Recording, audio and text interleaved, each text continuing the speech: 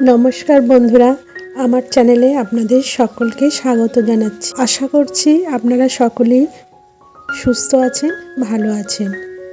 ঠাকুর শ্রী শ্রী রামকৃষ্ণ ও মা শারদার কিছু কাহিনী আজ আমি আপনাদের সামনে নিবেদন করব। ঠাকুর ও মাকে নিয়ে যতই কিছু বলা হোক না কেন, সবই যেন কম লাগে। তবুও কিছু কিছু কাহিনী আছে যেটা শুনলে আমাদের মন ভালো লাগে। সেই রকমই কিছু কাহিনী কথা আমি আপনাদের সামনে আজ নিবেদন করছি। ঠাকুর শ্রী শ্রী মাকে একসময় বলিয়াছিলেন, তুমি কামার পুকুরে থাকবে, শাক বুনবে, শাক ভাত খাবে আর হরিনাম করবে। তোমাকে ভক্তেরা যে যেখানেই নিজেদের বাড়িতে আদর করে রাখুক না কেন, কামার পুকুরে নিজের ঘরখানি কখনো নষ্ট করো না। ঠাকুরের লীলা সম্বরণের পর শ্রী শ্রী মা ঠাকুরের নির্দেশক্রমে বহুবিধ অভাব অনটন সত্ত্বেও কামার পুকুরের পর্ণকুঠিরে নীরবে অনেককাল কাটাইয়েছেন। কিন্তু এই সুদূর পল্লীতে ভাগীরথীর পবিত্র সলিলে অবগাহন করিবার সুযোগ ভাব তাহাকে মাঝে মাঝে বিশেষ চঞ্চল করিয়া তুলিত। তিনি একদিন অন্যমনা হইয়া দক্ষিণেশ্বরের অবস্থানকালীন নিত্য গঙ্গা স্নানের অভ্যাসের কথা গভীরভাবে চিন্তা করিতেছিলেন।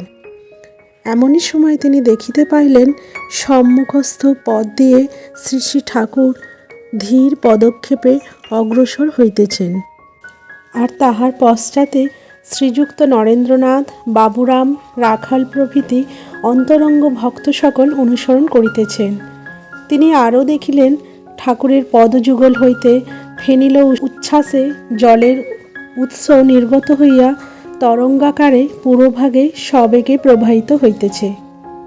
মা মনে মনে ভাবিলেন, দেখছি তো ইনিই সব, এর পাদপদ্ম থেকেই তো গঙ্গা। তাই তিনি দ্রুত পদে নিকটবর্তী জবাবৃক্ষ হইতে পুষ্পচয়ন করিয়া রামকৃষ্ণের চরণাদ্ভুত পবিত্র গঙ্গাবাড়িতে মুঠা মুঠা পুষ্পাঞ্জলি প্রদান করিতে লাগিলেন। ইহার কিয়ৎকাল পরে শ্রী শ্রীমা এই ঘটনা বর্ণনা করিতে করিতে বলিয়াছিলেন, ওই অশ্বত্থ গাছের গোড়ায় ঠাকুর তখন দাঁড়িয়েছিলেন। শেষে দেখলুম ঠাকুর নরেনের দেহে মিলিয়ে গেলেন। এখানকার ধুলি খাও, প্রণাম করো। শ্রী শ্রী মায়ের তীর্থ পর্যটনের অভিজ্ঞতার কাহিনীও খুব শিক্ষাপ্রদ। কখনো রাজ অতিথিরূপে মন্ত্র সমাদৃতা ও পূজিতা, কখনো দীন দরিদ্রের কুঠিরাঙ্গনে করুণার মূর্তিরূপে বিরাজিতা, আবার কখনো ভক্তগণ পরিবেষ্টিতা হইয়া রামকৃষ্ণ সংঘের বিভিন্ন কেন্দ্রে কর্মী ও ভক্তবৃন্দকে উৎসাহ ও উপদেশদানে নিযুক্তা। এইভাবে শুধু রামেশ্বর পর্যন্ত পরিভ্রমণ করিয়া বিভিন্ন ভাষাভাষী নরনারীর আধ্যাত্মিক পিপাসা মিটাইতে শ্রী শ্রীমা কখনো কুণ্ঠিত হয় নাই।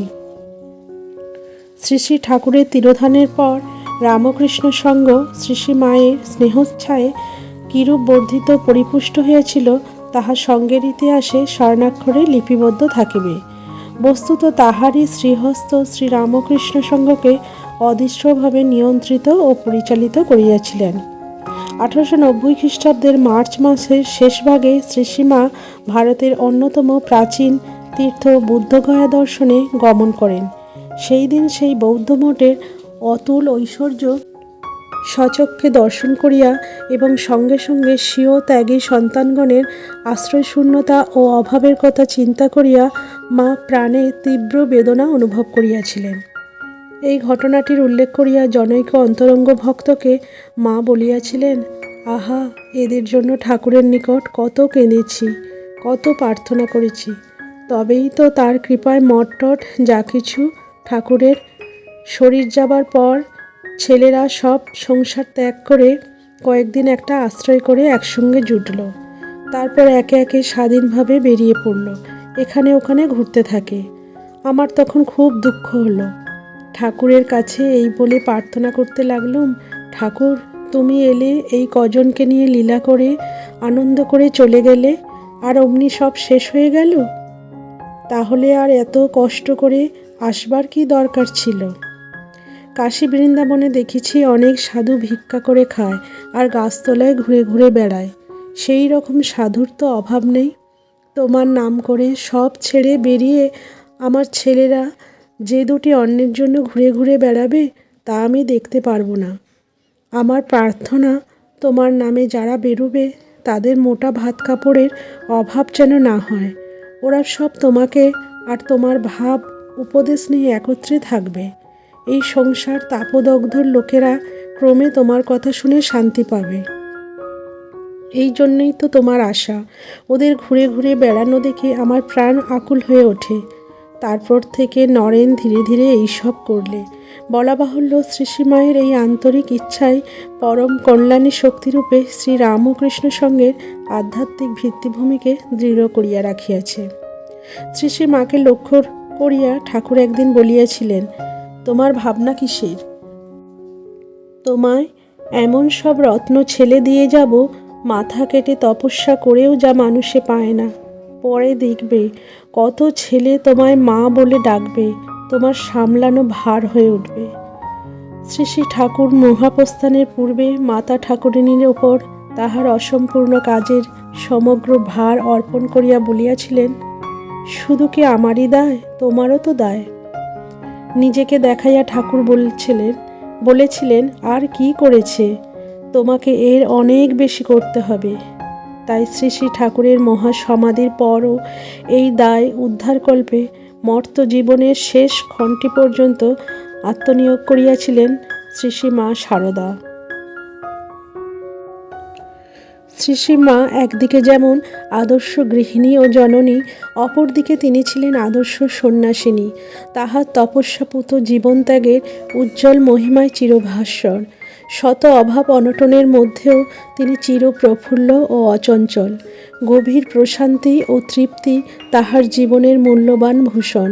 সেই নিত্যানন্দময়ী সন্ন্যাসিনীর পবিত্র জীবনদর্শ যে জগৎকে এক নতুন আলোকের সন্ধান দেবে, তাহাতে আর আশ্চর্য কী।